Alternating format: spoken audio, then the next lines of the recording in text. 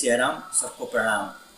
मंगलम भगवान शंभु, मंगलम वृषभध्वज, मंगलम पार्वती कांत, मंगलाय तनोहर, मंगलाय तनोहर। बोले प्रेम से शंकर भगवान की जय। धर्म प्रेमी सज्जनों, आज मैं पंडित पुरुषोत्तम जी पांडे आप लोगों के सामने इस कार्तिक शुक्ल पक्ष की एकादशी के बारे में बताने का प्रयास कर रहा हूं। ऐसे तो साल में 24 एकादशी, एक कृष्ण पक्ष की और एक शुक्ल पक्ष की, एक साल में 24 एकादशी आती है। और जिस साल अधिक मास लग जाता है उस साल 26 एकादशी हो जाता है। तो हमको सब एकादशी का नहीं, लेकिन सब एकादशी में प्रधान एकादशी, ऐसे तो अपने अपने लिए सब प्रधान ही है, फिर भी कार्तिक शुक्ल पक्ष की एकादशी को ज्यादा महत्व हमारे विद्वान लोग देते हैं। इसलिए कि इस एकादशी को ही भगवान शयन से उठते हैं।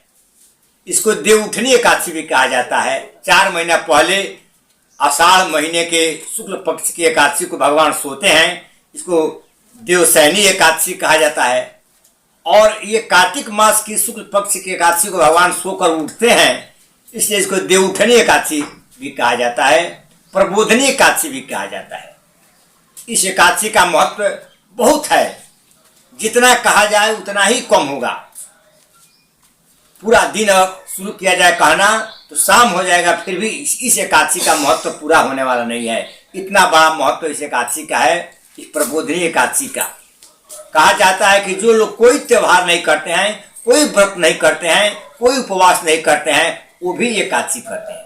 इतना महत्व इस एकादशी का है कि अगर आदमी कोई व्रत नहीं करे, फिर भी अगर एकादशी करता है, सिर्फ हर महीना का एकादशी, दोनों एकादशी करता है, तो फिर उसके सामने कोई त्योहार, कोई व्रत है ही नहीं। फिर भी मैं आप लोगों को कार्तिक शुक्ल पक्ष की एकादशी पर ज्यादा दबाव दे रहा हूं कि जो आदमी 12 में नहीं एकादशी कर पाता है, 12 महीना का 24 एकादशी नहीं कर पाता है, फिर भी अगर एक ही एकादशी कर ले, कार्तिक मास का ये देव उठनी एकादशी, तो उसका भी फल बहुत अनगिनत फल है। इसलिए मैं आप लोगों को इस एकादशी पर ज्यादा दबाव दे रहा हूं कि ये एकादशी आप लोग जरूर करेंगे।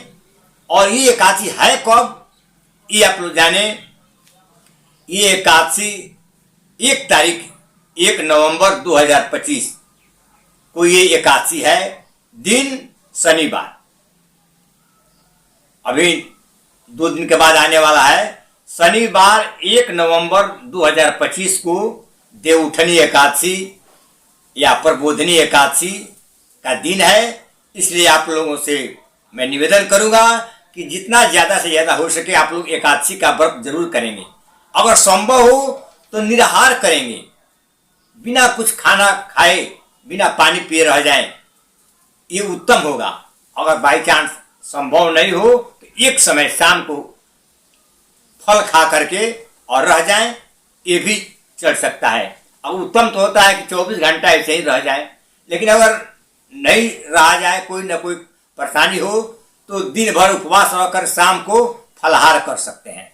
ऐसे इस एकादशी व्रत को आप जरूर करेंगे। शनिवार 1/11/25 को ये एकादशी व्रत है।